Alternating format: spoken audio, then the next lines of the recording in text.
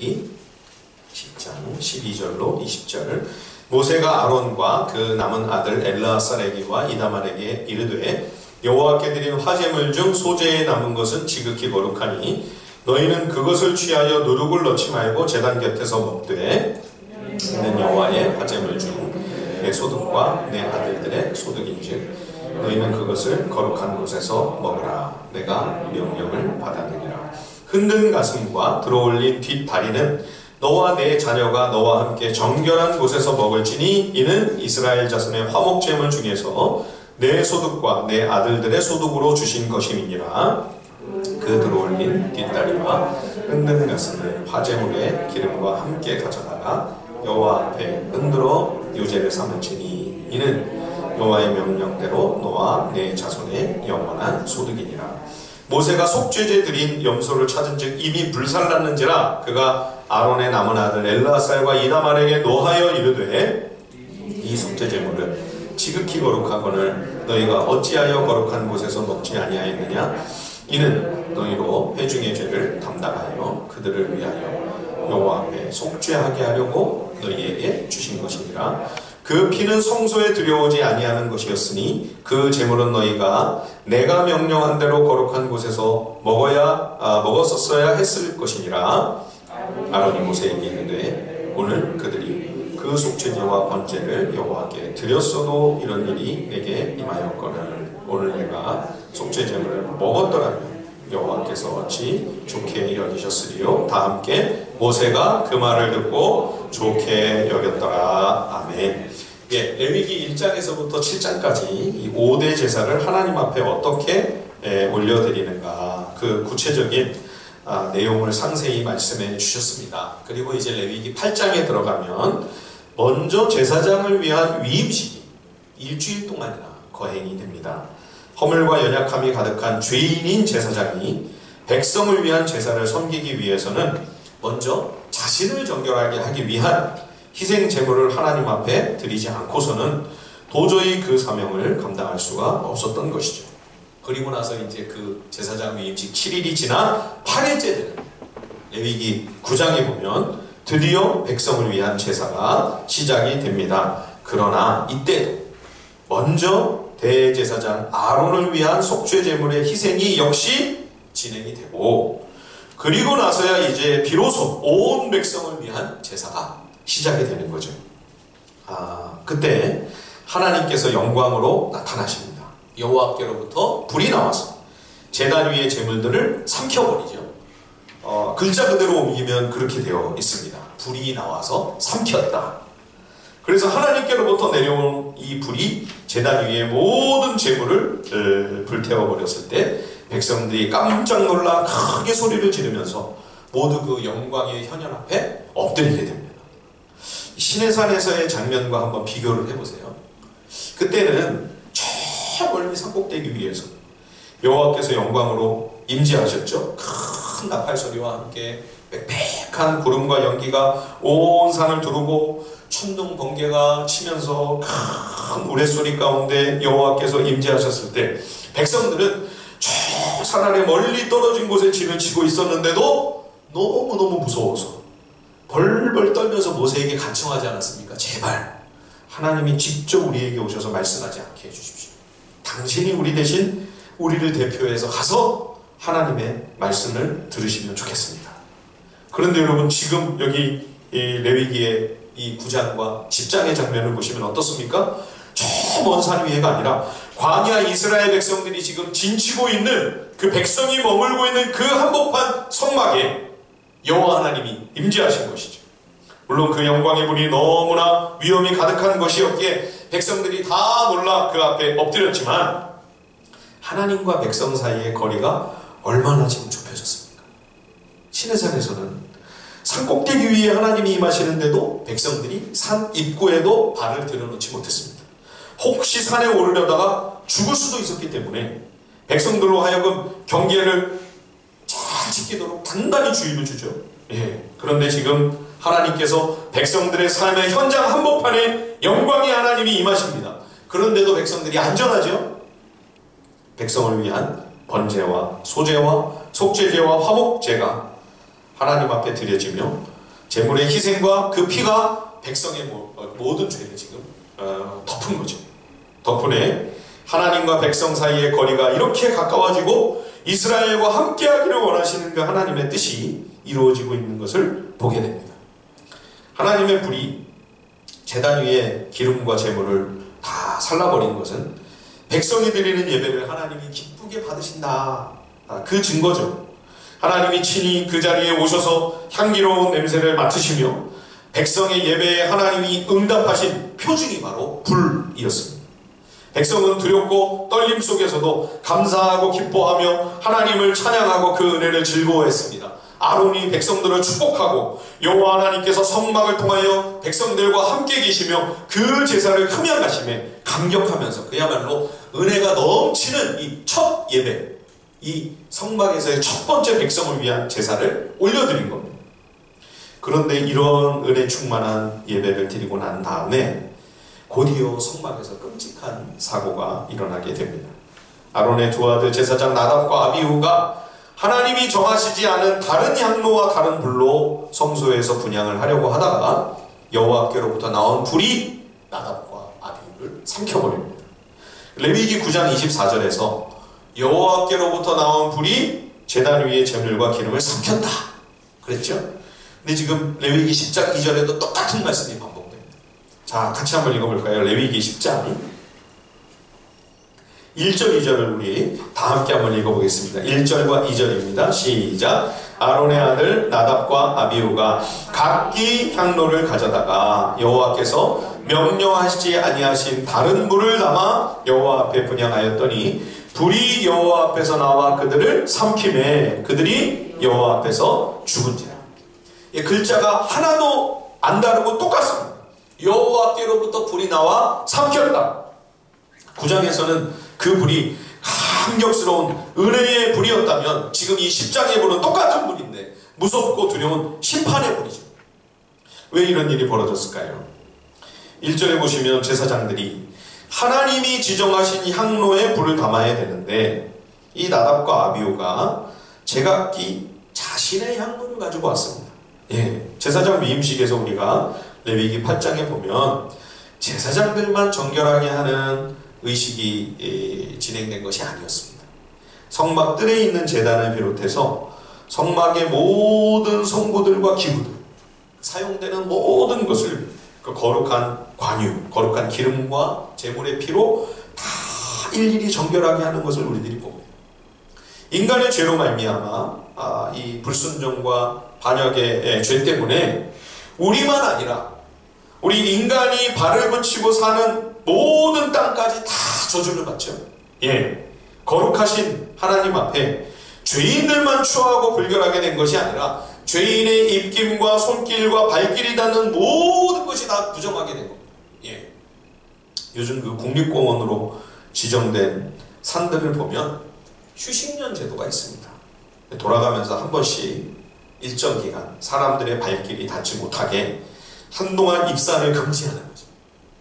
그러면 이제 그동안 망가졌던 그 모든 환경과 생태가 회복되고 다시 살아나는 거죠. 사람의 입김과 손과 발이 닿으면 다 망가지는 거죠.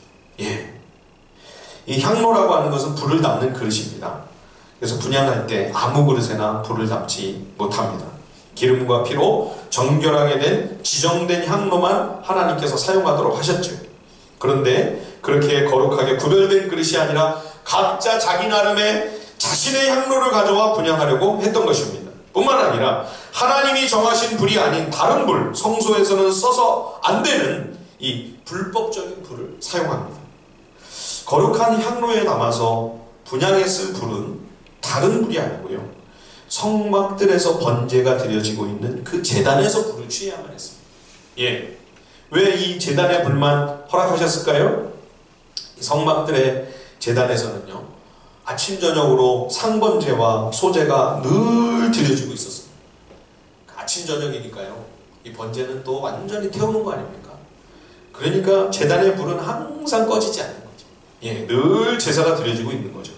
그 제단의 불은 그냥 불이 아니고 속죄의 희생을 드리고 있는 거룩한 불이지 않습니까?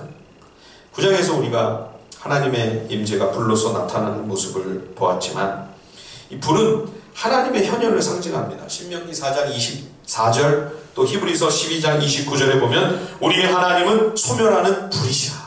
예. 그런데 그 완전하고 공의롭고 무섭고 두려운 그 심판의 불이 죄인 이스라엘에게가 아니라 제단 위에 희생제물에게 임하는 것, 그것이 여호와께 드리는 제사였죠. 거룩한 불이 죄인을 삼키는 대신 희생제물과 그 기름을 삼킴으로 죄인들이 여호와 하나님의 그 어미하고 두려운 영광의 임재 앞에서도 죽지 아니하고 살아남을 수 있었습니다. 그러므로 분향제에는 항상 이 속죄 제물이 드려지고 있는 그 제단의 거룩한 불을 가지고 분향해야만 하는 거죠. 나답과 아비후는 백성을 위한 제사가 시작되자마자 큰 불찬을 저지르고 말았습니다. 하나님의 은혜로운 응답과 여호와의 영광이 충만히 함께하신 그 은총이 가득한 예배 후에 제사장들이 더 깨어 예민하게 제사를 섬기는 일에 마음을 집중해야만 했는데 그러지 못한 거죠.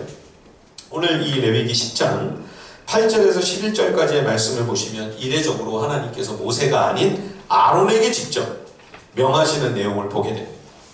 절대 술 먹고 성소로 제사장들이 들어와서는 안 된다.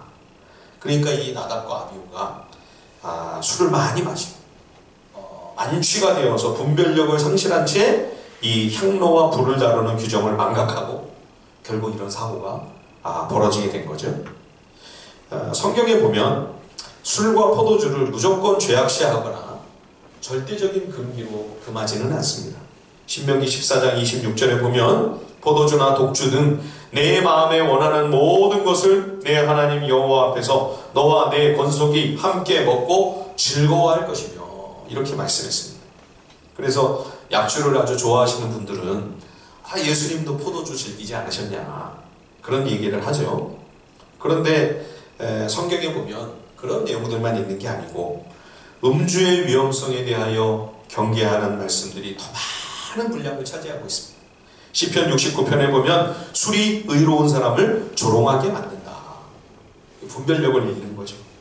예의와 상식을 저버린 성도에게 합당하지 않은 그런 추한 말과 행동이 나올 수 있으니 주의를 요하는 겁니다. 또 잠언에서는 사람을 미련하게 함으로 재판을 담당하고 있는 왕이나 지도자에게는 음주가 합당치 않다. 강조합니다. 이사야 28장에도 선지자와 제사장들이 포도주와 독주에 취하여 있으면 하나님 말씀과 이상을 그릇 판단할 수 있기 때문에 알코올의 중독성에 대하여 경계심을 늦추지 말 것을 일깨워주고 있죠.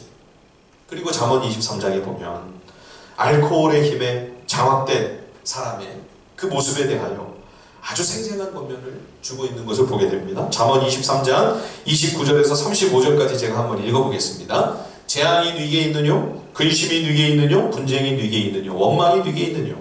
까닭 없는 상처가 네게 있느뇨? 붉은 눈이 네게 있느뇨? 술에 잠긴 자에게 있고 혼합한 술을 구하러 다니는 자에게 있느니라. 포도주는 붉고 잔에서 번쩍이며 순하게 내려가나니 너는 그것을 쳐다보지도 말지어다. 그것이 마침내 뱀같이 물 것이요 독사같이 쏠 것이며 또 내 눈에는 괴이한 것이 보일 것이요 내 마음은 구부러진 말을 할 것이며 너는 바다 가운데 누운 자 같을 것이요 돛대 위에 누운 자 같을 것이며 네가 스스로 말하기를 사람이 나를 때려도 나는 아프지 아니하고 나를 상하게 하여도 내게 감각이 없도다. 내가 언제나 깰까 다시 술을 찾겠다 하리라. 그러니까 이런 정도 되면 이제 사람이 술을 먹는 게 아니라 술이 그 사람을 삼켜버린 거죠. 예. 성경은 음주를 금지하진 않지만 그러나 알코올이 지닌 무서운 파괴적인 힘에 대하여 엄중히 교훈하고 있는 내용이 여러 군데에서 반복되고 있는 것을 봅니다. 우리는 이 시대에 왕과 같은 거룩한 영적 제사장으로 부름받은 성도입니다. 먹든지 마시든지 무엇을 하든지 하나님의 영광을 위하여 해야 되겠죠. 나답과 아비후가 주의 진노의 불로 인해 세상을 떠난 뒤 하나님께서 이렇게 말씀하십니다. 자, 레위기 10장 같이 한번 읽어보시죠. 레위기 10장 3절입니다. 레위기 10장 3절 말씀 다 같이 시작.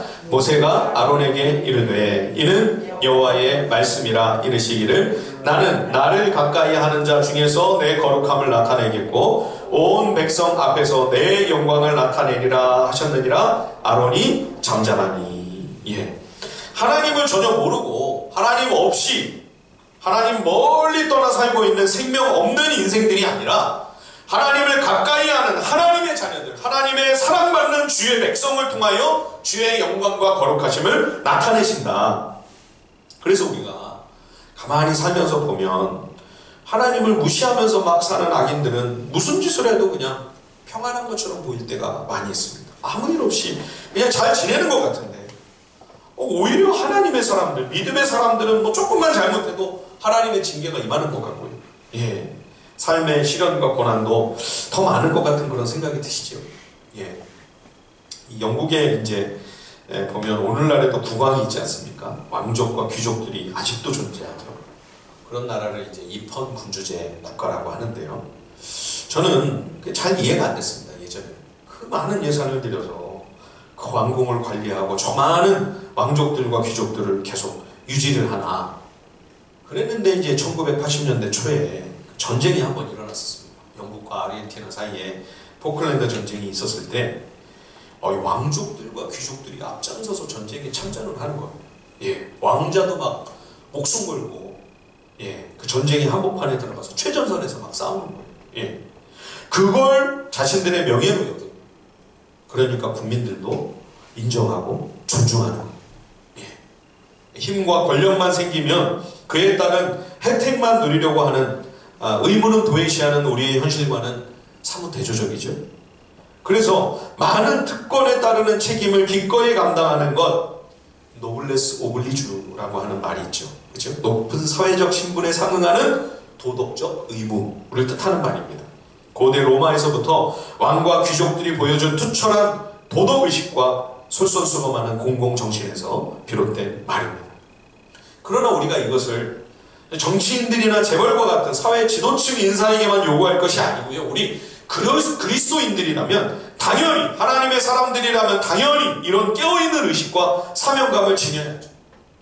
세상에 수많은 사람들, 여러분 가만히 생각해보세요. 수많은 나라와 민족과 온갖 백성들, 많은 인생들 가운데 이렇게 오늘 우리가 하나님을 이 자리에 나와 예배하며 하나님을 만나고 그리스도 안에 있는 하나님의 사랑과 은혜를 깨닫고 이 성경 말씀을 통해 하나님의 뜻을 깨우쳐가고 생명의 길을 우리에게 가르쳐 주셔서 영원토록 영광을 누리는 영예로운 하나님의 자녀로 삼으셨습니다. 오늘 우리들이야말로 하나님 나라의 로얄 패밀리죠. 예, 우리가 진짜 왕족인 겁니다. 그래서 성도를 그냥 제사장이 아니라 어떤 제사장이라고요? 왕 같은 제사장. 왕 같은 제사장. 주님이 그냥 립서비스로 하신 말씀이 아니고요. 왕 같은 제사장이 우리들이. 그러니 하나님께서 이런 성도들을 통하여 하나님의 거룩하심과 영광을 나타내심이 합당하지요. 마땅한 일이 아닙니까? 우리가 이미 받은 영생의 선물이 얼마나 크고 놀라운 것입니까? 지금뿐만 아니라 우리가 앞으로도 그리스도 안에서 장차 누릴 그 영원한 생명이 얼마나 보배롭고 얼마나 소중하고 가치 있는 감격스러운 은총입니까? 그러니 우리를 통해 하나님이 당신의 거룩하심을 나타내시지 않는다면 누굴 통해 드러내시겠습니까? 그러므로 여러분, 노블레스 오블리주를 우리가 다른 이들에게 적용하면서 요구할 게 아니고요. 하나님의 언약 백성인 우리들이야말로 바로 내가 그 거룩한 영적인 노블레스 오블리주의 그 사명을, 책임을 감당해야만 하는 거죠. 그렇게 우리가 살지 않을 때 하나님이 세상보다 더 엄중한 잣대로 우리를 책망하시고 징계하시고 나를 더 엄격히 대하신다고 해도 할 말이 없습니다. 왜냐하면 성도는 하나님의 아들 예수 그리스도의 생명이라고 하는 가장 귀한 선물을 이미 받았기 때문에. 예. 에베소서 2장 1절에서 7절까지의 말씀을 제가 한번 읽어보겠습니다. 우리가 과연 어떤 사람들인가? 그는 허물과 죄로 죽었던 너희를 살리셨도다. 그때 너희는 그 가운데서 행하여 이 세상 풍조를 따르고 공중의 권세 잡은 자를 따랐으니 곧 지금 불순종의 아들들 가운데서 역사하는 영이라. 전에는 우리도 다 그 가운데서 우리 육체의 욕심을 따라 지내며 육체와 마음이 원하는 것을 하여 다른 이들과 같이 본질상 진노의 자녀이었더니 긍휼이 풍성하신 하나님이 우리를 사랑하신 그 큰 사랑을 인하여 허물로 죽은 우리를 그리스도와 함께 살리셨고 너희가 은혜로 구원을 받은 것이라. 또 함께 일으키사 그리스도 예수 안에서 함께 하늘에 앉히시니 우리를 벌써 그리스도와 함께 하늘에 앉혀놓으셨대요. 예. 이는 그리스도 예수 안에서 우리에게 자비하심으로써 그 은혜의 지극히 풍성함을 오는 여러 세대에 나타내려 하심이니라. 아멘. 예.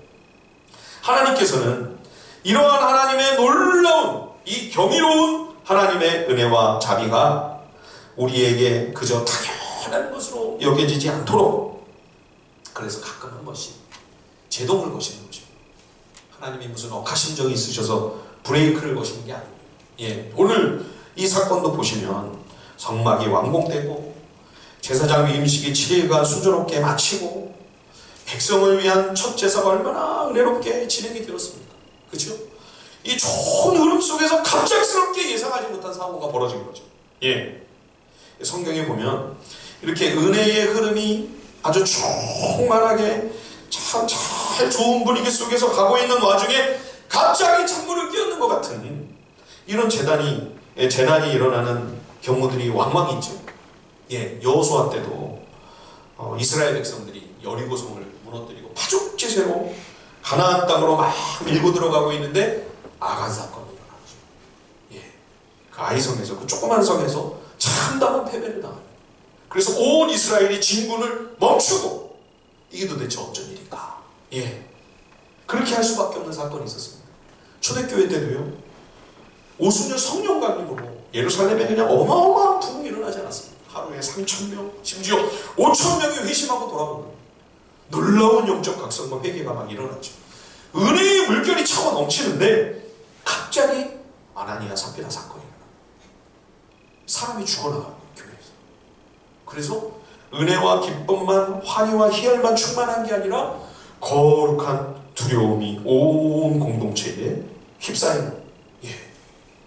다윗이 왕위에 올랐을 때도 그 자기가 머물고 있는 그 시온성에 여호와의 언약궤를 모셔오기 위해 참 많이 노력을 기울입니다. 왜냐하면 그 이전까지 언약궤가 사사시대 때 실로의 성막이 회파된 이후로는 그냥 갈 곳을 잃고 여기저기 전전하면서 뭐 버려지고 방치된 거나 다름없는 상태였죠. 예. 그래서 다윗이 수많은 군대와 백성을 다 동원해가지고 이제 드디어 언약궤를 시온으로 모셔오는 겁니다. 예. 아주 뭐 국경일 같은 국가적인 축제죠. 예. 온 나라가 잔치죠. 다들 기뻐하며 기대하며 아주 정말 중차대한 이 역사적인 순간에 언약궤를 운반하는 수레를 끄는 소들이 뛰니까 우사가 그 언약궤를 붙들려고 하다가 목숨을 잃는 참사가 벌어집니다. 다윗이 얼마나 하나님을 사랑하고 하나님을 그냥 잘 모시려고 하는 그 귀한 충심을 누구보다 잘 아시는 하나님께서 왜 이 좋은 흐름과 분위기 가운데 이렇게 갑자기 브레이크를 거시고 우사가 죽는 것을 왜 하나님이 허용하셨을까요? 물론 다윗과 제사장을 비롯한 지도자들이 그 언약궤를 제사장이 직접 매야만 하는 그 율법의 중대한 부분을 놓친 것, 치명적인 실수였죠. 그러나 보다 더 근원적으로 이스라엘이 또 다윗이 아주 심각하게 망각하고 있는 것이 하나 있었습니다. 이게 뭐냐면 자신들이 하나님을 잘 모신다는 생각이었습니다. 그러나 여러분 가만히 생각해 보십시오. 어디 감히 죄인에 불과한 존재가 무슨 여호와를 잘 모십니까? 예, 하나님께서 다윗과 이스라엘을 긍휼히 여기셔서 하나님이 불쌍히 여기사 시온에 좌정하시기 위해 하나님이 오시는 거죠. 하나님이 임하시는 거죠. 다윗과 이스라엘이 하나님을 모시는 게 아니죠. 예, 언감생심, 꿈도 꿀 수 없는 이야기입니다. 여러분, 우리는 하나님을 모시고 하나님을 섬기고 하나님을 예배한다는 거 사실 이거 말도 안 되는 얘기입니다. 가당치도 않은 이야기입니다. 꿈도 꿀 수 없는 천부당만부당한 죄인들인 거죠. 그걸 잊어버리고 있던 다윗과 이스라엘의 오만한 마음의 상태가 궤를 수레에다가 모시고 또 우사가 그 거룩한 법궤를 손으로 자기가 붙잡으려고 하는 이 행동에서 단적으로 드러나는 것입니다. 무슨 자기들이 대단한 일을 하는 줄 알았죠. 하나님을 위해 거창한 일을 드린다고 생각했던 겁니다. 내가 안 붙잡으면 하나님이 무슨 큰일 날 것 같은 큰 착각이었죠. 말도 안 되는 오해를 한 것입니다. 하나님께서 온 나라가 잠시 멈춰서게 하십니다. 다윗과 이스라엘과 모두가 다 함께 그 자리에서 멈춰서서 우리가 도대체 하나님 앞에 뭘 놓치고 있었는가? 깊이 돌아보고 성찰하게 하신 거죠. 우리가 지금 이 팬데믹의 고통과 시련 가운데서 그동안 우리들의 평범한 일상이 얼마나 소중한 하나님의 은총이었는지를 이제야 깊이 동감합니다. 예. 그처럼 모든 일들이 순조롭게 진행될 때 얼마나 우리가 큰 은혜를 주님께로부터 받아 누리고 있었는지를 망각하고 그걸 지극히 당연하게 여기면서 자연스럽게 지나쳐버리곤 하는 것입니다. 우리가 얼마나 착각했습니까 그동안. 한국교회가 대단한 일을 하고 있는 줄 알았습니다. 영적 지도자들이 무슨 주의 큰 일을 섬기는 큰 종이라고요? 말도 안 되는 소리입니다. 가라치도 않은 이야기입니다. 하나님께서 큰 예배당에 은혜를 베푸지 않으시면 이렇게 텅텅 비어버릴 수밖에 없는 흙먼지요 티끌에 불과한 존재라고 하는 사실. 지금 이 팬데믹에서 우리가 깊이 성찰해요. 아무것도 아니구나. 하나님이 은혜 베푸지 않으시면 우리는 아무것도 할 수 없는 그 소멸하시는 물 앞에 석과 같이 사라질 수밖에 없는 그런 존재로구나. 나답과 아비후만이 아닙니다. 웃사에게만 해당되는 이야기가 아닙니다. 거룩하시고 어미하신 여호와 앞에 죽을 수밖에 없고 멸망할 수밖에 없는 죄인입니다.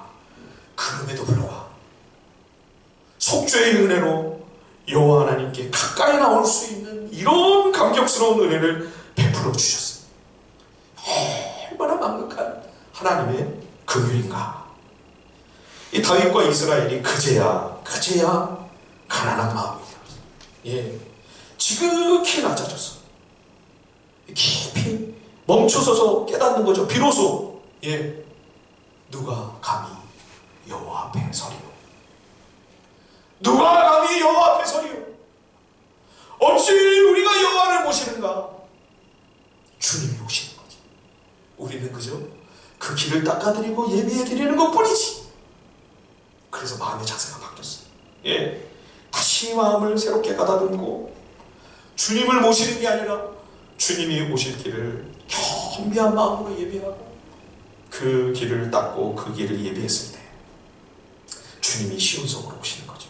예, 그래서 첫 번째보다도 더 진한 감동과 큰 감격과 은혜가 차고 넘치게 되죠. 오죽하면 다윗이 그냥 어린아이같이 백성들이 보든지 자기가 왕이라는 그 체면도 다 그거 상관없어요. 덩실덩실 춤을 추며 하나님 앞에 뛰놀고 기뻐하는 즐거워하는 모습을 우리가 목격하지 않습니까? 하나님께서 중단하게 하실 때 이유가 있습니다.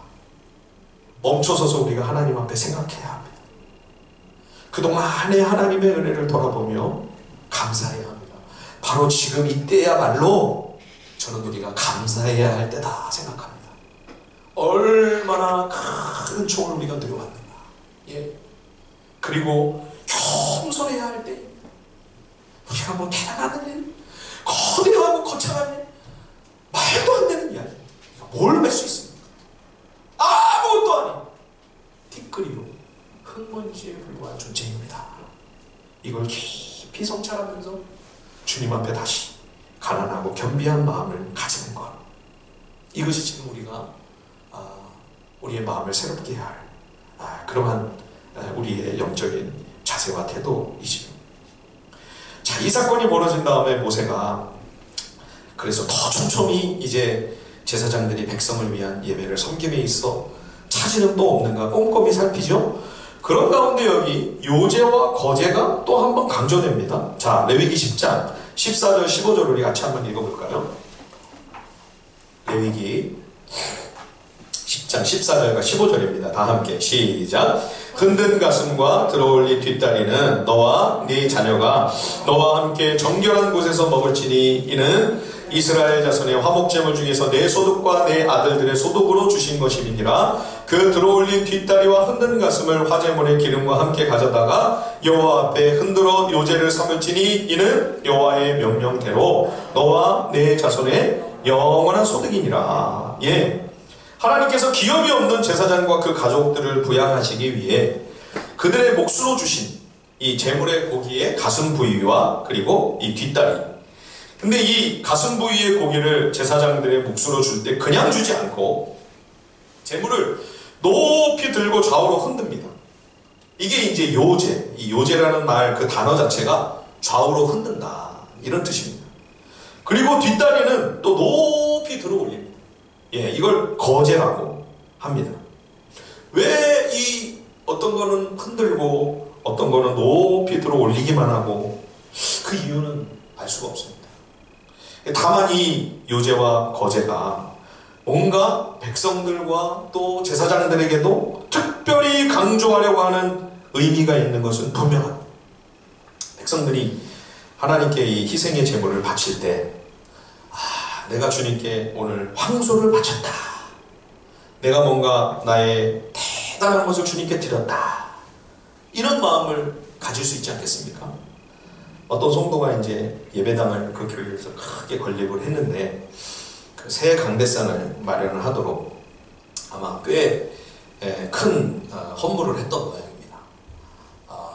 큰 그 크리스탈로 된 강대상은요 1000만 원이 넘는 것도 있거든요.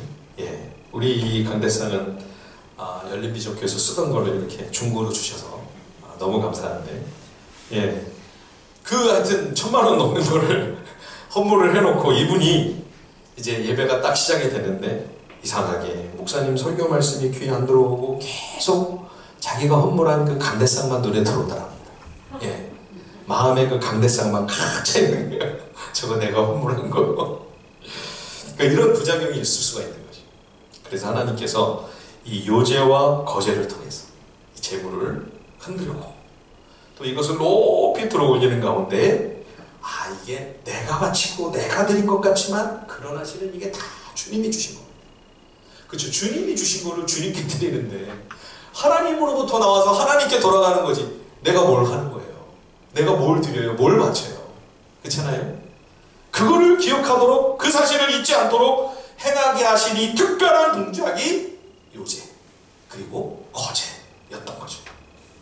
그리고 이 요제와 거제로 드린 이 부위가 제사장 목으로 가기 때문에 이제 백성들이 그거를 또 잘못 생각하면 우리가 저 제사장들을 먹여 살린다 이렇게 이제 착각할 수가 있는 거죠. 예, 사사시대의 그 에브라임 사람 미가가 자기 집에 성소를 차려놓고 떠돌고 있는 레위인 제사장 한 사람을 고용해가지고 월급을 주면서 너는 나를 위해 복을 빌어달라. 개인 신당을, 개인 성소를 차려놨죠? 이게 무슨 신앙입니까? 우상숭배죠. 예. 자기가 제사장을 먹여 살리면서 자기 마음대로 제사장을 조종하고 내 안위와 복을 빌어주는 그런 일을 시키려고 박수무당처럼 사실은 이 제사장을 부려먹고 있었던 거죠. 이런 불상사가 벌어지지 않도록 하나님께서 백성들에게 강조하시는 것입니다. 제사장은 너희들이 먹여 살리는 게 아니다. 내가 저들을 책임진다. 그걸 보여주시는 것이 요제와 거제입니다. 제사장들도요, 잘못하면 백성이 우리를 먹여 살리는 걸로 착각할 수 있죠. 그렇게 되면 무슨 일이 벌어지겠습니까? 백성들이 백성으로 보이는 게 아니라 부요한 사람은 저 사람은 황소로 보이고 얼굴이, 가난한 성도는 저 사람은 비둘기, 저 사람은 염소, 저 사람은 양, 이렇게 되지 않겠습니까? 큰일이죠. 그러면 또 백성들이 우리를 먹여 살린다 이렇게 여기게 되면 어떻게 하나님의 말씀을 가감없이 전할 수가 있겠습니까? 백성들이 심기를 거룩하게 하면 죄물 안 가져올 텐데. 그래서 백성들 눈치를 보다가 하나님 말씀을 제대로 선포할 수가 없죠. 그런 일이 나중에 실제로 벌어지게 됩니다. 그래서 하나님께서 선지자들을 백성들에게 보내시죠. 제사장들이 백성들 눈치 보면서 하나님 말씀을 제대로 못 전하니까 백성들에게 아무것도 얻어먹지 않는 선지자들을 보내가지고 하나님께서 백성들에게 말씀을 외치게 하시는 것을 보게 됩니다. 그래서 제사장들이 마음에 이 요제와 거제를 통해서 깊이 스스로 생각해야만 했던 것입니다. 하나님이 내 모든 필요를 채우신다. 내 모든 공급자는 하나님이시다. 오직. 그래서 백성들을 눈치 보는 것이 아니고 하나님만 두려워하며 오직 하나님 앞에서 하나님이 주시는 말씀을 있는 그대로 전하고 가르칠 수 있도록 이 요제와 거제에 특별한 동작을 제사 때마다 반복하게 하시는 거죠. 자, 그런데 오늘 이 레위기 10장에 보시면 또 하나 심각한 문제가 발생합니다. 이 속죄 제물을요, 제사장들이 성막들에서 먹음으로써 제사가 완결이 됩니다. 그래야 백성들의 죄가 사해진다. 그런데 아론과 제사장들이 이 제물을 먹지 않고 그냥 태워버렸어요. 예. 자, 17절 우리 같이 한번 읽어볼까요? 레위기 10장 17절 우리 다시 한번 읽어보겠습니다. 10장 17절 시작. 이 속죄 제물은 지극히 거룩하오늘 너희가 어찌하여 거룩한 곳에서 먹지 아니하였느냐? 이는 너희로 회중의 죄를 담당하여 그들을 위하여 여호와 앞에 속죄하게 하려고 너희에게 주신 것이니라. 예, 이 희생으로 바쳐지는 동물들에게 안수를 함으로 이 동물이 백성의 죄를 짊어지고 죄인 대신 죽임을 당하고 피를 흘리죠. 그리고 제사장들이 이 고기를 먹음으로 제사장들도 이 제물과 하나가 돼서 백성들의 죄를 대신 담당하여 결국 하나님의 은혜가 죄인에게 임하게 되는 것입니다. 그래서 이 제사의식에서 이 마지막에 고기를 먹는 것 굉장히 중요합니다. 이게 제사의 마무리. 예. 그러니까 예배드리고 우리 이제 앞으로 팬데믹이 끝나면 또 이제 점심 식사를 같이 할 텐데 식사를 안 하시고 그냥 가시면 예배를 마무리를 안 하고 하시는 거죠. 예. 이 구약 제사의 전통이 그죠? 유월절, 화목제사, 또 성만찬, 그리고 성도들의 애찬까지. 예. 이 구약의 제사에서 이 모든 것이 시작되어 이제까지도 그 전통에 내려오고 있는 것을 우리가 확인하게 됩니다. 그래서 이 하나님과의 관계에 있어서 화해와 화목이 이루어졌다고 하는 가장 중요한 증거, 먹는 거죠. 함께 식사하는 이 거룩한 식탁. 이것이 하나님의 샬롬과 평화가 임했다. 확실한 표징입니다. 같이 밥 먹는 거예요. 예. 우리도 가깝고 친한 사람 아니면 함께 밥 안 먹지 않습니까? 예. 그런데 왜 이 아론이 그런 제사장의 사명을 망각하고 고기를 안 먹고 다 태워버렸을까요? 하루아침에 두 아들을 잃었습니다. 그죠? 이 엘라살과 이다말도 그 형들 나답과 아비후를 하루아침에 그 가족들을 잃고 장례식에도 참여를 못하는 집 밖에서 백성들이 장례를 치르고 안에서는 아직 제사가 계속되고 있었기 때문에 제사장들은 여전히 그 사명을 감당해야만 했던 거예요. 자식이 죽었는데 형들이 죽었는데 그렇죠? 구속의 완성을 위해 하나님께서 당신의 아들을 희생하셨다. 그 아버지의 마음 아론도 깊이 동감하게 되는 거죠. 예. 그래서 이 아론이 두 아들을 한꺼번에 잃는 이 슬픔을 내가 지금 당했는데 어찌 성막들에 앉아 웃고 즐거워하며 그 거룩한 식탁에 함께 동참할 수 있겠는가. 이번만큼은 그렇게 하지 않는 것을 오히려 하나님께서 좋게 보시고 만약 그렇게 한다면 그걸 하나님이 기뻐하시지 않으실 거다. 아론이 이렇게 얘기를 하니까 모세가 납득을 하고 수긍을 합니다. 그죠? 하나님께서도 이해해 주시고 그 판단을 존중해 주시죠. 제사법을 말씀하신 레위기의 율법을 한 글자 한 글자 따져본다면 분명 아론은 역시 율법을 지키지 않고 불순종한 것입니다. 그럼에도 불구하고 하나님은 아론의 이 특별한 상황과 그의 심정을 고려하셔서 그의 행위를 인정해 주시죠. 여러분, 우리가 하나님의 말씀을 순종하는 믿음으로 산다고 하는 것은 성경 글자 하나, 문자 하나하나를 따져가면서 그것을 기계적으로 적용하는 거, 여러분 그거 절대 아닙니다. 예. 율법에 의하면 성소 진설병은 제사장 외에는 결코 먹을 수가 없죠. 그런데 다윗 때의 제사장 아히멜렉은 다윗과 그 따르는 무리들이 사울에게 쫓기면서 사흘 동안이나 아무것도 먹지 못한 것을 알고 아무것도 내줄 수가 있는 게 없으니까 그 성소의 진설병을, 그 떡을, 그 빵을 줘가지고 그들을 먹입니다. 그것이 성막에 관한 율법 규정에는 분명 위배되는 것이었습니다. 그러나 전체 율법의 정신을 생각할 때 의로운 자를 돕고 가난하고 굶주린 자를 먹이는 긍휼과 자비를 베푸는 것이 하나님께서 가장 원하시고 기뻐하시는 일이라고 하는 그런 깨달음이 있었기 때문에 이 제사장 아히멜렉은 주저하지 아니하고 제사장 다니면 먹을 수 있는 이 진설병을 다윗과 그 종자들에게 나누셨던 거죠. 여러분, 우리가 날마다 매일 성경을 열심히 묵상하는 이유는 성경의 한 문장을, 글자 하나, 문자 하나를 가져다가 그걸 가지고 따지고 정죄하고 시비 걸고 싸우는 바리새인들 같은 그런 사람들이 되기 위함이 결코 이 성경을 통하여 하나님께서 우리에게 진정 말씀하시고 싶으신 것이 무엇인가, 그 하나님의 뜻과 하나님의 마음을, 하나님이 우리에게 가장 원하시며 기뻐하시는 바가 무엇인지를 제대로 분별해서 그것을 적용하고 실천하는 삶을 살기 위함인 거죠. 이번 한 주도 왕같이 거룩한 영적 제사장으로 세워주신 그런 우리들의 책임과 사명을 잘 감당하는 그런 우리 모두가 되기를 주님의 이름으로 축원드립니다.